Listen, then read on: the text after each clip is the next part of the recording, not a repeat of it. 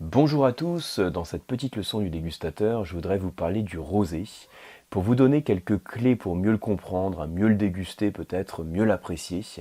Alors dans ce que je peux donner en quelques minutes de vidéo, donc je vais essayer de me centrer sur les points les plus importants qu'il faut retenir. Alors, quand je déguste du rosé, donc il y a une grosse différence par rapport au vin rouge.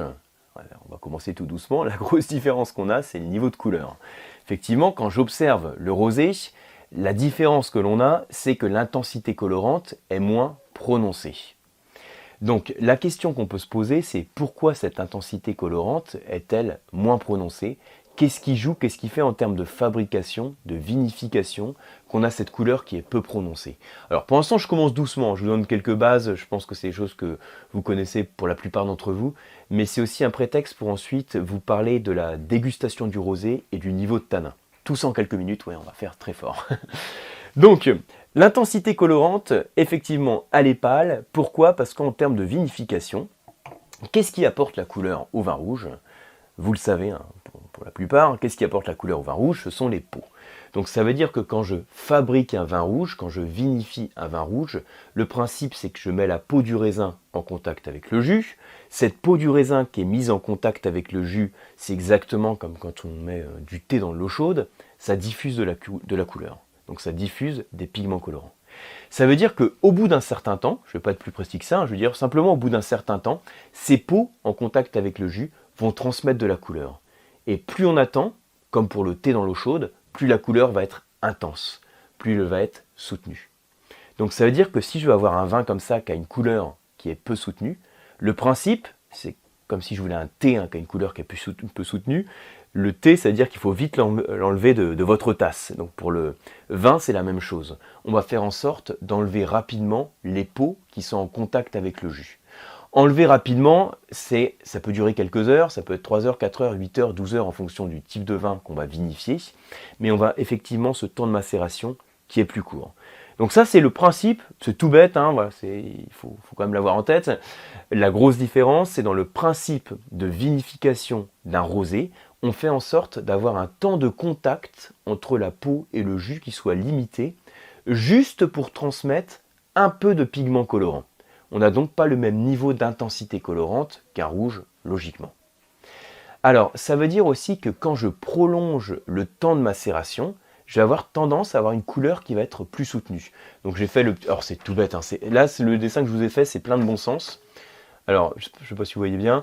Donc en ordonnée, ça va être le niveau de l'intensité, l'intensité de la couleur. Et puis en abscisse, ce qui est ici, c'est le temps de macération. Donc en gros, je peux dire que si j'ai pas de temps de macération, c'est-à-dire si je ne mets pas les peaux en contact avec le jus, j'obtiens un vin qui n'est pas coloré, c'est un vin blanc. Donc en général, pour vinifier le vin blanc, on part aussi du raisin blanc. Bon, il y a quelques cas particuliers, mais je ne vais pas en parler ici. Donc on part du raisin blanc, mais si on veut partir d'un raisin rouge, on ne fait pas de temps de macération entre la peau et le jus. Et puis quand on prolonge un petit peu ce temps de macération, on a une couleur qui est un peu plus soutenue. On part sur du rosé. Si je prolonge encore la macération, j'arrive sur un rouge, et je peux encore, sur des raisins qui sont issus d'une même zone géographique, je peux vinifier mon vin de différentes manières et avoir une macération qui soit plus prolongée, donc avoir plus d'extraction, comme je fais quand j'ai le thé qui est en contact avec l'eau chaude, et donc je vais apporter encore plus de couleurs. En général, c'est le profil que j'ai mis là, j'ai le profil rouge de garde, pour le qualifier d'une certaine manière. Donc ça c'est une chose. Ça veut dire que mon rosé qui se trouve ici, il a un temps de macération qui est court. Ça veut dire aussi que dans le processus de fabrication, vous avez en fait deux grandes approches à avoir en tête. Deux grandes approches quand je veux faire du rosé. Soit j'ai un temps de macération qui est tellement court que finalement l'extraction des tanins, j'en parlerai juste après des tanins, l'extraction des pigments colorants, je la fais au moment du pressurage. Je presse mes baies de raisin, le fait de presser, ce qu'on appelle le pressurage, donc je fais un pressurage direct, et la pression qui est exercée au moment du pressurage permet déjà d'avoir un temps de contact qui soit très court, très limité entre la peau et le jus, et d'extraire un petit peu d'anthocyanes, donc de pigments colorants, d'extraire un petit peu de couleur. Et donc j'obtiens généralement des rosés qui vont être très pâles. C'est ce qu'on appelle les rosés de pressurage. Et dans l'autre cas, je peux avoir des rosés de macération. Donc ça peut être typiquement les peaux qu'on met en contact avec le jus, on les laisse quelques heures en contact avec le jus, et ensuite on soutire la cuve, donc on vide une partie de la cuve, on la saigne, et puis donc ce jus qu'on a vidé, il est un tout petit peu coloré, et ensuite on va faire sa fermentation alcoolique. Ça c'est ce qu'on appelle les rosés de saignée. Donc la différence qu'on aura entre les deux, le pressurage va être très pâle, le rosé de pressurage, et le rosé de saignée, comme celui-là, il va être un petit peu plus soutenu, un petit peu plus concentré. Alors, l'autre question qu'on peut se poser, c'est au moment de déguster le rosé, donc au nez, ce qu'on recherche généralement, c'est de la fraîcheur, des fruits frais, des notes fruitées, florales, et puis en bouche, on recherche une certaine acidité. On cherche aussi un équilibre, bien sûr, mais on recherche de la fraîcheur et de l'acidité. Est-ce qu'il est possible ou est-ce qu'il est normal de retrouver des tanins dans le rosé?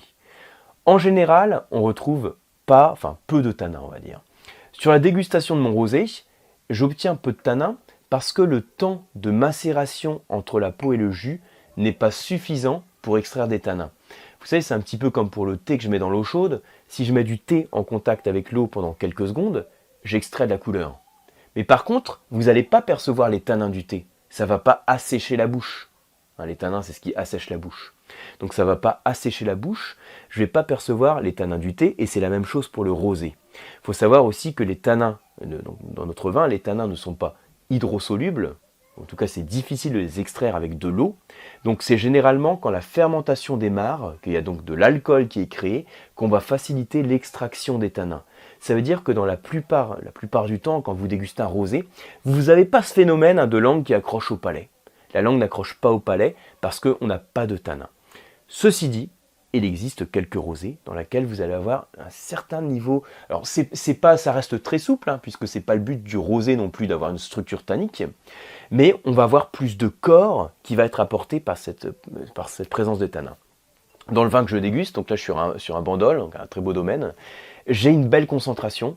J'ai aussi une certaine complexité en termes d'arôme, puisque derrière les fruits rouges fruités, derrière ces notes de fleurs, cette fraîcheur, je retrouve aussi des notes épicées.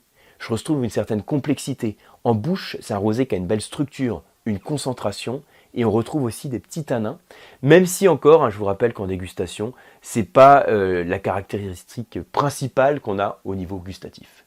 Donc voilà pour quelques termes sur le rosé. J'espère que ça vous parle, j'espère que ça vous donne envie de déguster des rosés. J'avais fait un podcast, donc beaucoup plus long, le podcast en général est beaucoup plus long que la vidéo. Je fais en sorte sur la vidéo d'être très concis, le podcast je parle beaucoup plus longtemps. Et vous pourrez le retrouver, je sais pas, c'est un podcast qui doit avoir quelques semaines on va dire, dans lequel j'avais parlé du vieillissement des rosés. Je recommandais dans ce podcast de faire vieillir vos rosés, en tout cas certains rosés, parce que certains rosés ont un vrai potentiel de garde. Merci pour votre attention, puis à bientôt pour une prochaine leçon.